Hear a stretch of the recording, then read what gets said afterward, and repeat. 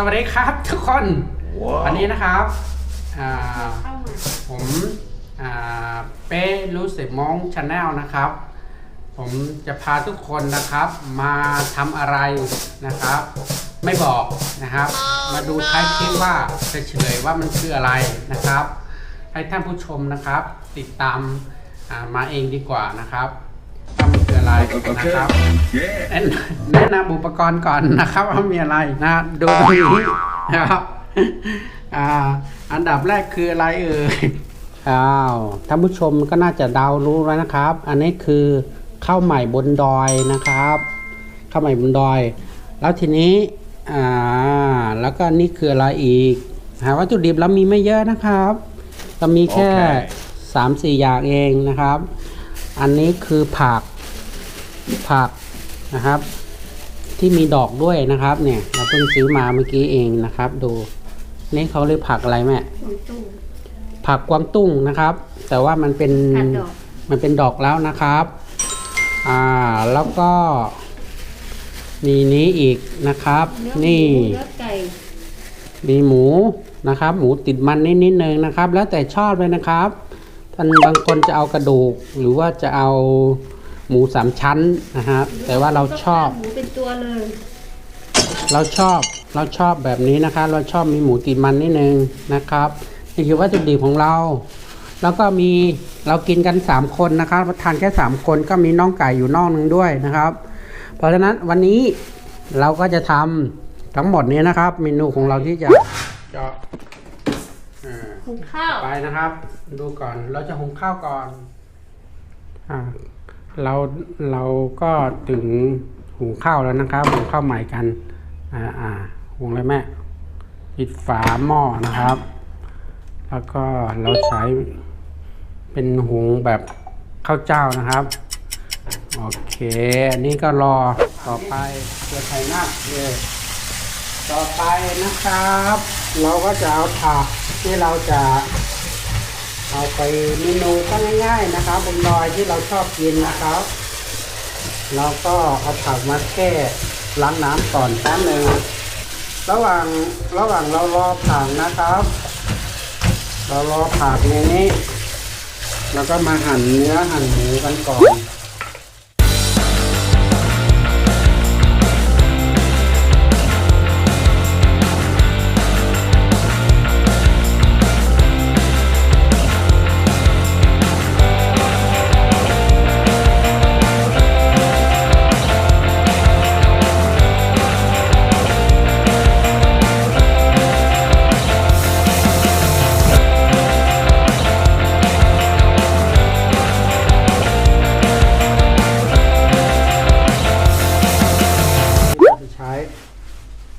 น่าจะนะครับหมูที่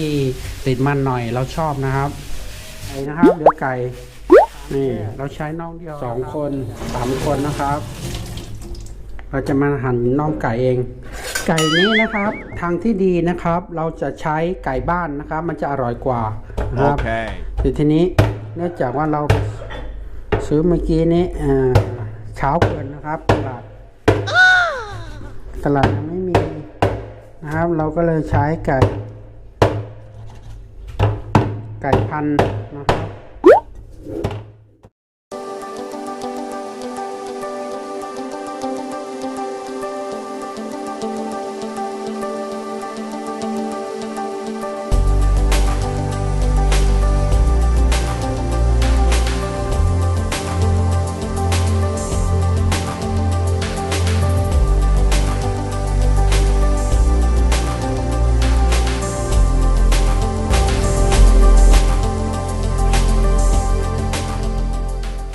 มีไก่มีหมูต่อไปก็ผักนะครับ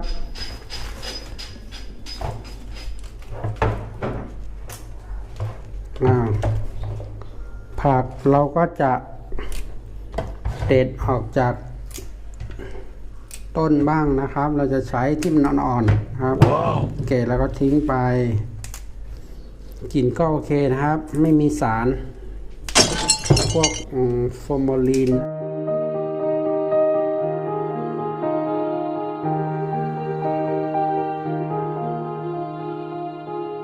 เ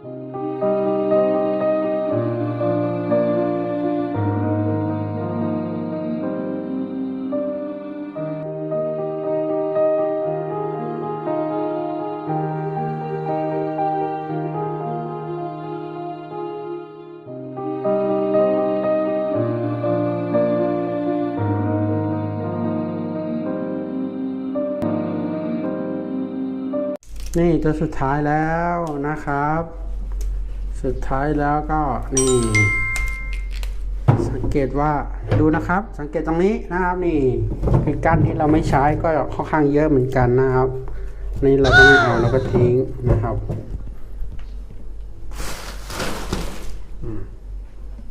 คราวนี้เราก็มาล้างอีกทีหนึ่งนะครับ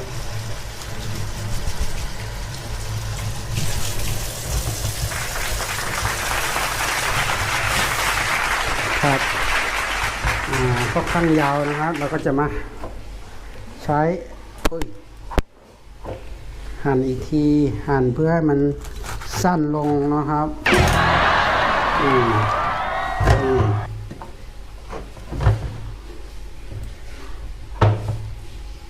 เพราะว่าเมื่อกี้มันยาวไป มันยาวเวลาเราใส่ในหม้อมันอาจจะแล้วก็เวลาเราตากทานมันจะไม่ค่อยสะดวกนะครับก็คือกับข้าวที่เราเตรียมพร้อมหมดแล้วนะครับซึ่งเราเมนูก็2อย่างนะครับ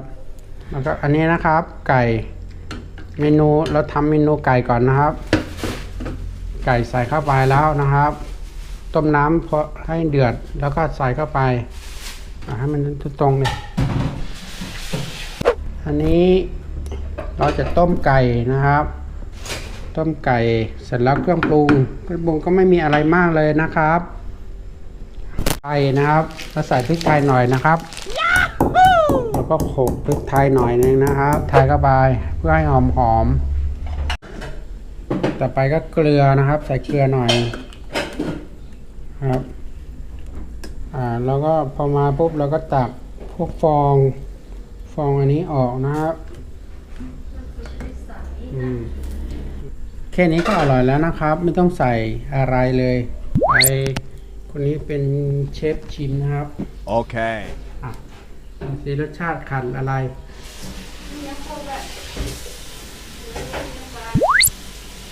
รอนิดนึงนะครับเป็นไงรสชาติโอเคแบบไม่ได้กืดนะครับอันนี้ก็คือเมนูแบบบนดอยนะครับถ้าใครยังไม่เคยกินหรือว่าคนที่กินก็น่าจะทราบนะครับว่ารสชาติเป็นยังไงเพราะเป็นไก่ล้วนๆกับพริกไทยอย่างเดียวนะครับ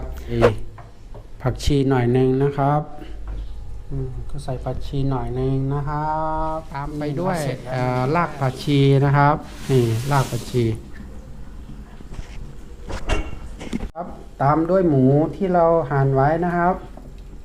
นี่โอ้ก็เต็มหม้อเลยเมนูที่2ปิดฝาไว้ก่อนตัดฟองเอาให้หมดครับแล้วก็ต้มหมูให้สุกตามด้วยผักแล้วนะครับทยอยใส่ผักลงไปแล้วนะครับ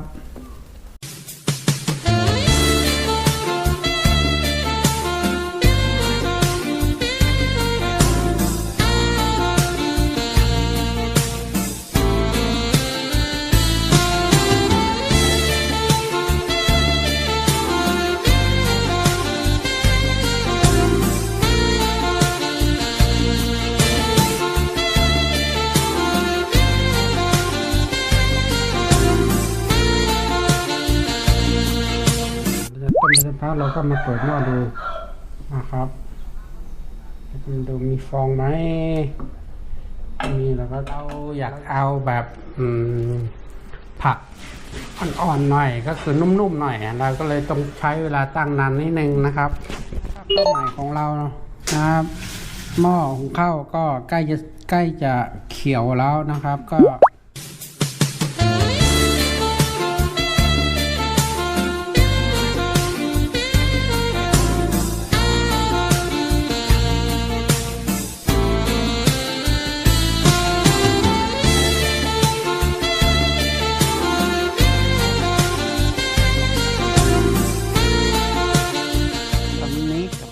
เราก็ทำเสร็จแล้วนะครับทุกคน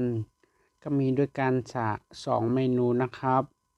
เมนูนี้ก็คือหมูต้มกับกวางตุ้งส่วนอันนี้ก็เป็นไก่นะครับ เป็นไก่ล้วนๆเลยนะครับ ส่วนที่ทุกคนเห็นอยู่นี้นะครับ ก็คือเราจะเรียกบรรพบุรุษมากินกับเรานะครับ ก็เราจะกองไว้ข้างๆนะครับ แล้วก็มีหมูมีข้าวใหม่ด้วยนะครับ ทุกคนเสร็จแล้วมาเราไปกินข้าวด้วยกันเลยครับไปเราทำเมนูเสร็จแล้วนะครับ ทุกคนข้าวเราจะมากินข้าวกันแล้วนะครับ ทุกคนมากินข้าวด้วยกันนะครับ เมนูอย่างที่บอกก็มี2เมนูนะครับลองจะชิมดูก่อนเลยนะครับ ทุกคนชิมเนื้อก่อนนะครับทุกคน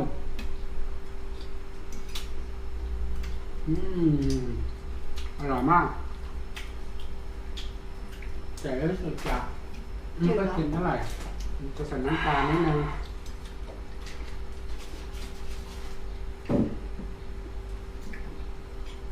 โอเคทานได้แล้วครับทุกคน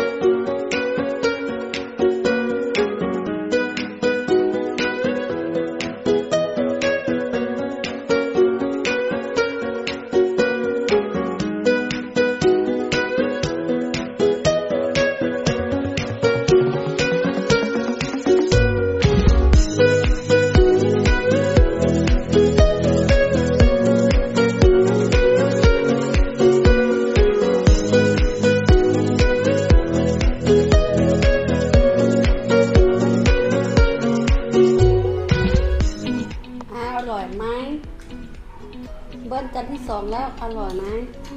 นี่คนนี้ทำคนนี้เป็นคนกินด้วยอร่อยกันไหมอร่อยไม่อร่อยชิ้นจานที่2นะครับกินข้าวเปล่าก็อร่อย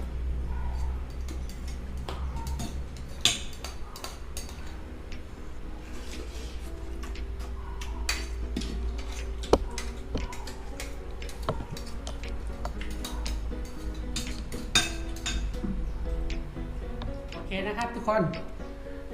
เนื่องจากว่าเรากินข้าวใช้เวลานานแล้วนะครับกว่าผู้ชมจะเบื่อแล้วนะครับก็ขอขอบคุณทุกคนเลยนะครับที่ได้ชมคลิปตั้งแต่ต้นจนจบนะครับก็ถ้าเกิดว่าใครชอบคลิปแบบนี้หรือว่าอยากให้กำลังใจกับผมช่วยกดไลค์และกดแชร์แล้วก็ที่สำคัญนะกด Subscribe ให้ผมด้วยนะครับแล้วก็กดกระดิ่งด้วยนะครับ